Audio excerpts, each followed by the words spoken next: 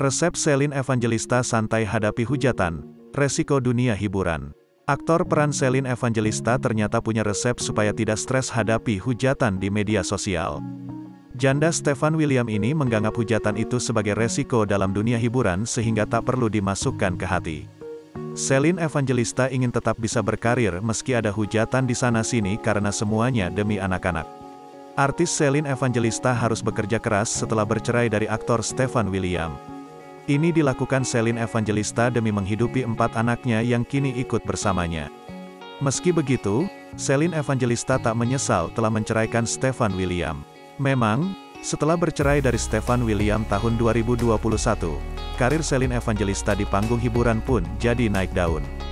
Beragam program televisi baik talk show atau komedi, menggunakan jasa dan paras cantik Shelin Evangelista saat ini. Apapun yang mewarnai langkah karirnya di panggung hiburan, Shelin Evangelista tetap mensyukuri apa yang diberikan Tuhan kepadanya.